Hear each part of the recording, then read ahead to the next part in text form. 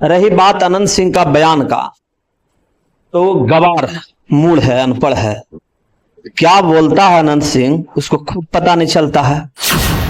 कभी बोलता है कि हमको नीरजवा फंसा दिया, कभी बोलता है लिपि सिंह फंसा दिया, आरसीपी सिंह फंसा दिया।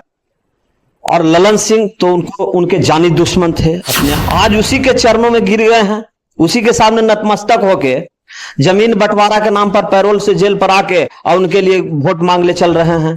तो कभी पत्रकार को कर रहे हैं कि काबिल है, माथा भुका रहा है, लाव सीक्रेट, ऊपर अपने पब्लिक को एंटरटेनमेंट करने का कोई अवसर नहीं छोड़ते हैं। पूरी तरह से जोकर के भूमिका में अनंत सिंह। वहां पे सभी लोग जो बैठे हुए होते हैं एंटरटेनमेंट लेने के लिए बैठे रहते हैं। हाँ, तो जोकर बोलेगा तो उसका तो लोग सुनने के लिए बैठेगा।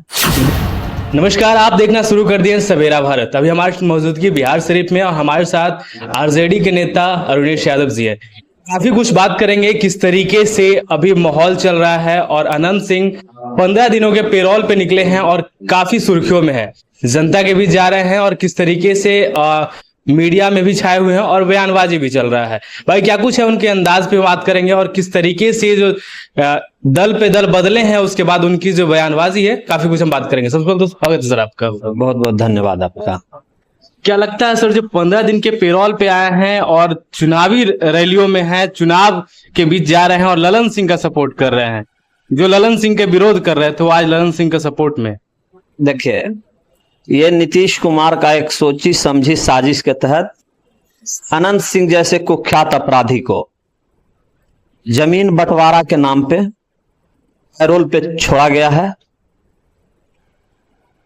अक्सर हाँ, न्यायालय द्वारा अगर किसी को जमानत दिया जाता है किसी कारणवश, तो इस तरह का प्रतिबंध रहता है कि चुनाव को प्रभावित करने वाला कोई काम आप नहीं करेंगे।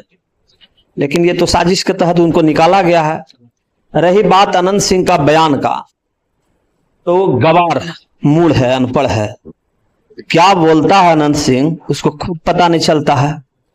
कभी बोलता है कि हमको नीरजवा फंसा दिया, कभी बोलता है लिपि सिंह फंसा दिया, आरसीपी सिंह फंसा दिया।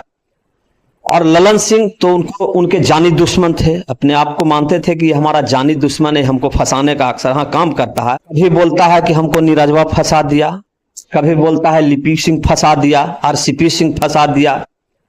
और ललन सिंह तो उनको उनके जानी दुश्मन थे, अपने आप को मानते थे कि हमारा जानी दुश्मन है, हमको फंसाने का अक्सर हाँ काम करता है। तो देहात में एक कहावत है कि जिस जाति से वो हैं उस जाति के बारे में लोगों में देहात में एक कहावत है कि ढेला पर के सरसों की तरह होता है, कब किधर लुघड़ जाएंगे उनको पता नहीं चलता है। वही अनंत सिंह काम कर रहे हैं। उनकी पत्नी अभी भी चिल्ला के कह रही है कि नीरजवा और ललनवा हमारे पति को फंसा दिया साजिश के तहत। 2020 के चुनाव में खुलेआम तौर पे बोला गया था। हाँ, तो हम बता ही रहे हैं।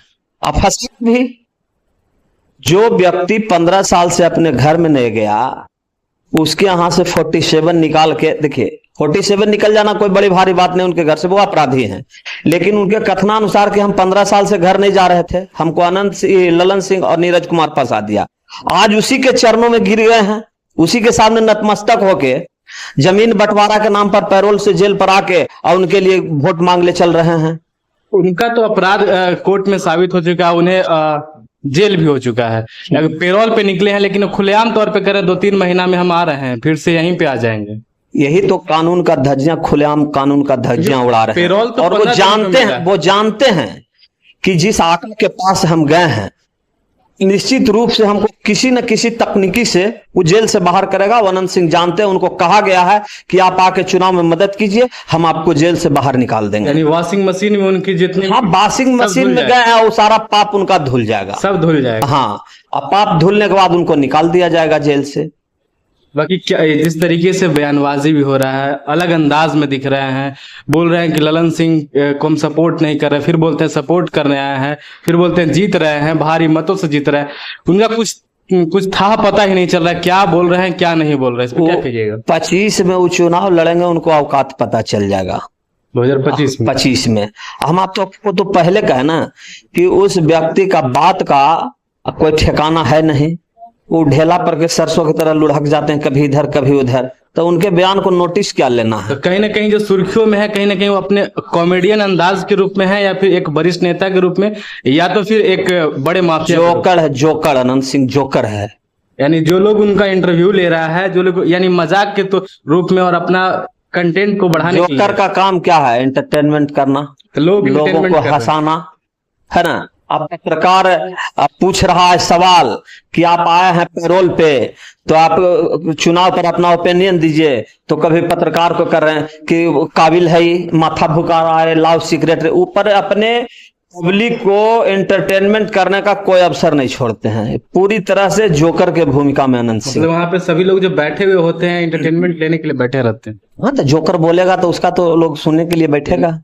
जो सभा लगी रहती है हमेशा, वो कहीं ना कहीं एंटरटेनमेंट के लिए। उनके जो चट्टे बट्टे जो हैं, उनके जो आपराधिक गिरोह सरगना के लोग हैं, जाहिर है उनके इर्द गिर्द रहेंगे। अच्छा, अशोक महतो पे क्या कहिएगा? अशोक महतो पे पूरे खुले तौर पे बोल रहे हैं, बाकी वो बोल रहे हैं कि वो कौन है, वो तो यहाँ का है ही नहीं। अशोक महतो भी बोला कि अनंत सिंह को हम नहीं चिन्हते हैं। कौन यहाँ के नहीं है? अशोक महतो बिहार से बाहर है क्या? वो तो ये पिछड़ा का गरीब का बेटा अशोक महतो। उनके ऊपर तो वेब सीरीज तक बन गया। देखिए, ये सब साजिश के तहत, देखिए उस समय के परिस्थिति के अनुसार चाहे जो भी कदम उठाएं, हालांकि परिस्थिति के हिसाब से जो भी वो किए, हम उसका समर्थन नहीं करते हैं, क्योंकि राजनीति में अपराधीकरण ये अच्छी बात नहीं है। लेकिन परिस्थिति के बस में जो भी हुआ, लेकिन माननीय न्यायालय के द्वारा उनको बरी करके निकल गए हैं चुनाव से, और वो खुद चुनाव लड़, उनकी पत्नी चुनाव लड़ रही है। तो जाहिर है जिस दल में और अपने लोग में अगर उनको आस्था हो तो उसका प्रचार प्रसार कर रहे हैं। वो कहा जा रहा है कि 4 तारीख के बाद फिर से वो चले जाएंगे जेल। कौन भेज देगा? बयान तो आ रहा है। कौन भेज देगा? किस अपराध में भेज देगा? न्याय व्यवस्था कानून है ना, कोई कानून नाम का कोई चीज है कि नहीं है? जैसे ही निकलते हुए पूरा फरफराना शुरू कर दिए हैं, तो फिर से उनको जेल में ही डाल दिया जाएगा। तो उसके लिए हम लोग लड़ाई लड़ेंगे। जो हमारे समर्थन में रहेंगे और सरकार अगर उसको गलत तरह से फंसाएगा, तो हम लोग और हमारी पार्टी उनके पीछे पूरी मुस्तैदी से खड़ा रहेंगे। अगला बनाम पिछड़ा से आप क्या कहिएगा? ये जो लड़ाई चल रहा था, आज अनंत सिंह कहते हैं ऐसा कोई लड़ाई ही नहीं है, हम तो अगला बनाम पिछला कुछ नहीं था, हम लोग साथ में रहे हैं, सब लोग खाते पीते रास्ते में। उनको बोलने से होगा क्या? अभी देखिएगा सोशल मीडिया पे एक फोटो वायरल हो रहा है, अशोक महतो जी का जूता चप्पल का माला पहरा के और पुलिस गाड़ी में रखा गया है। आप बता दीजिए कि इतना अपराधी बिहार में अपर कास्ट के लोग हैं, किसी के गले में किसी प्रशासन ने आज तक जूता का माला पहनाया? और उनके चरित्र को हनन करने के लिए ये साजिश के तहत पिछड़ा का बेटा, एक गरीब का बेटा को साजिश के तहत उसके चरित्र को हरण करने के लिए ये देखिए किस तरह का फोटो को लोग वायरल कर रहे हैं। तो ये तो आज से नहीं, सदियों से होते आ रहा है पिछड़ों के साथ नाइंसाफी, और उसी लड़ाई के जो नाइंसाफी के विरोध में जो लड़ाई लड़े, उसी के महानायक हैं अशोक महतो जी। पूर्व IAS अमिताभ दास ने एक फोटो दिखाते हुए एक इंटरव्यू में बताया, काफी कुछ बताया, उसमें नीतीश कुमार जी नतमस्तक है अनंत सिंह के सामने। तो वो तो माने जग जाहिर है ना कि अनंत सिंह को हाथ जोड़ के खड़ा होके वो कहते थे कि अभी खरमास चल रहा है, अभी कौन तिथि, ये गया में जो पिंड होता है उसको कौन तिथि बोलता है, अभी पितरपक्ष चल रहा है, अभी आप शांत होइए। नीतीश कुमार निहायत ही थके हुए मुख्यमंत्री हैं, ये थक गए हैं राजनीतिक रूप से और मानसिक रूप से दिवालिया हो चुके हैं। तो ये तो जग जाहिर है, तो 2-3 साल पहले का वायरल फोटो है कि नीतीश कुमार इनके सामने क्या बोलता है, अनंत सिंह के सामने हाथ जोड़ के खड़ा है कि अभी बकस दीजिए, अभी नहीं अपराध कीजिए, अभी पितरपक्ष चल रहा है।